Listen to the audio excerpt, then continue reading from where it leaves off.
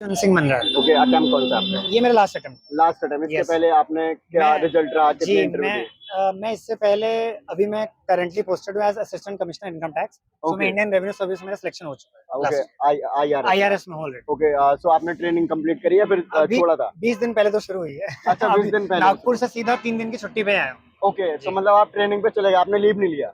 नहीं, मैंने एक्चुअली क्योंकि मेरा मेंस क्लियर हो गया था मेरा प्रीलिम्स। हम्म। सो मैंने जो लवासना का फाउंडेशन कोर्स होता है उसको स्किप किया, मेंस दिया और दिसंबर 8 से मेरी ट्रेनिंग स्टार्ट हुई। उसके बाद 20 तारीख को पता लग गया कि भाई 8 को इंटरव्यू है, हम्म। तो परसों शाम दिल्ली पहुंच गया। ओके, सो ड्रीम क्या, आईएएस? अब ड्रीम, अब 2 ही सर्विस बची हैं, आईआरएस तो मिल गया तो भरी ही 2 ही केवल, ओके, एफएस और IAS. Okay, okay, great. So अभी आप इंटरव्यू दे के आ रहे हैं, आपका हाँ, इंटरव्यू कैसा रहा? इंटरव्यू मेरा अच्छा था काफी। ओके। संजय वर्मा सर का बोर्ड था हम्म। और काफी मतलब डाइवर्सिफाइड इंटरव्यू था, मतलब लगभग हर सेक्शन से क्वेश्चन पूछे।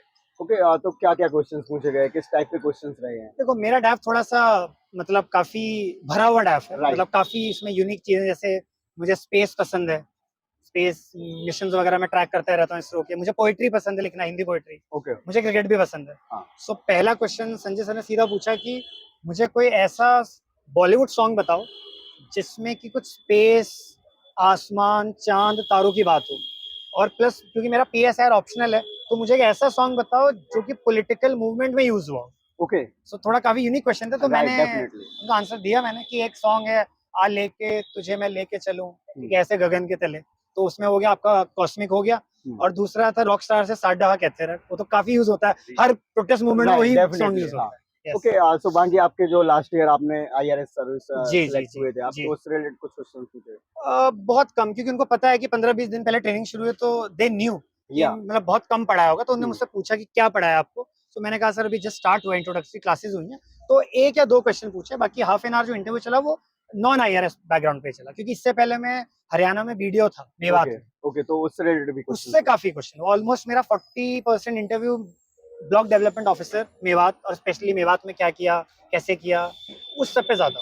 ओके, जैसे करंट रिलेटेड ज्यादा क्वेश्चंस पूछे जाते हैं, तो कुछ करंट के आप क्वेश्चंस बताना चाहो, क्योंकि हाँ, ज्यादातर जो कैंडिडेट है उनका फोकस ये होता है कि करंट रिलेटेड क्वेश्चंस को अच्छे से कवर करें, या फिर उससे ज्यादा क्वेश्चंस पुट अप किए जाते हैं। क्वेश्चंस करंट में मुझसे पूछा गया, एक तो भूटान से रिलेटेड क्वेश्चन पूछा गया हम्म। कि भूटान का जो हैप्पीनेस इंडेक्स है वो काफी अच्छा माना जाता है, कि बहुत खुश है वहाँ के लोग, हाँ। मगर असल में वहाँ बहुत प्रॉब्लम्स है। राइट, तो अभी फिर तो मुझसे ये रिसेंटली काफी, एग्जैक्टली हाँ। काफी कुछ इशू है वहाँ पे। तो मुझसे पूछा गया कि भूटान का जो किंग है उन्होंने कोई स्टेप्स उठाए हैं इस सब के लिए, तो वो मैंने आंसर किया उनको। देन मुझसे पूछा गया इलॉन मस्क जो स्टारलिंक प्रोजेक्ट ला रहे हैं, जो लो अर्थ ऑर्बिट में इंटरनेट बांटना चाहते हैं पूरी राइट, दुनिया में, राइट। कि उसको इंडिया में आना चाहिए नहीं आना चाहिए, स्टारलिंक क्या है, किसकी है।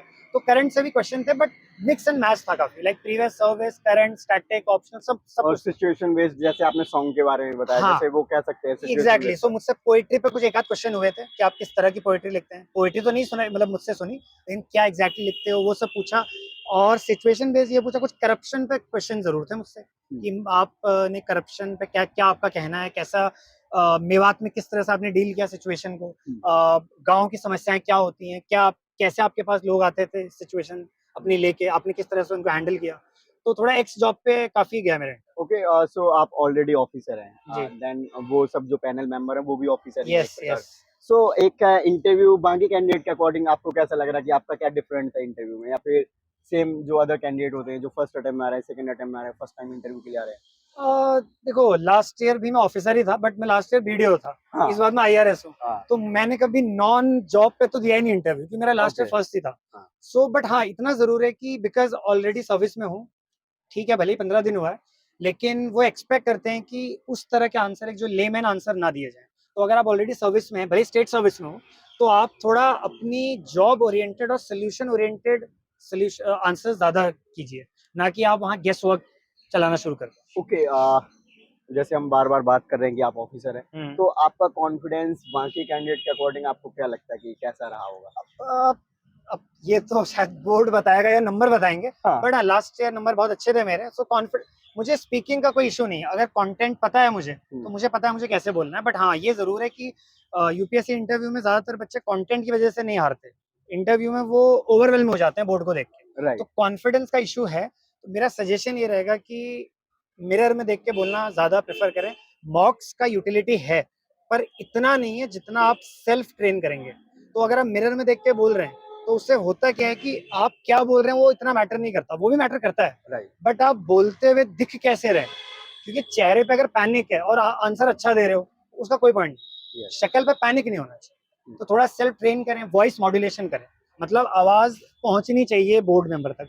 कई बार बोर्ड मेंबर ऑलमोस्ट 7-8 फीट दूर बैठता है, तो Okay. अगर आप धीरे बोलेंगे आवाज ही नहीं पहुंचेगी। ओके, तो जैसे बोर्ड मेंबर 4-5 लोग होते हैं, 5 होते हैं। तो उनको कैसे आंसर कर रहे होते हैं? मतलब जैसे किसी ने कुछ क्वेश्चन जी पूछा, जी तो जी। सबको एड्रेस करते हुए आप आंसर नहीं दे रहे हैं, या नहीं, फिर जिन्होंने क्वेश्चन पुट अप किया आप जब जस्ट जाएंगे, उनको? हाँ। जब आप जाएंगे तो ग्रीट सबको करिए, सबको आई कांटेक्ट करिए, बहुत पोलाइटली बैठिए। उसके बाद जो क्वेश्चन आपसे पूछ रहा है आंसर आपको केवल उसी को करना है। आप बीच में एक दो बार किसी एक नंबर को देख सकते हैं, बट आप ऐसे देखते रहेंगे ना सबको तो बड़ा आर्टिफिशियल लगेगा, फिर वो लगेगा कि आपको मॉक इंटरव्यूज में कुछ बोल के भेजा हुआ है।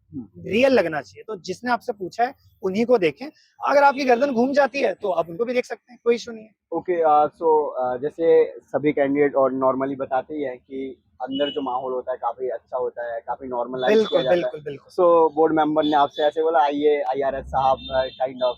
साहब आप तो वो क्यों बोलेंगे, लेकिन हाँ कॉर्डियल बहुत रहते हैं। हाँ। मतलब इवन if आपको आंसर नहीं आ रहा, आप 5 सेकंड ले लो, वो आपको 10-15 सेकंड भी दे देंगे आपको।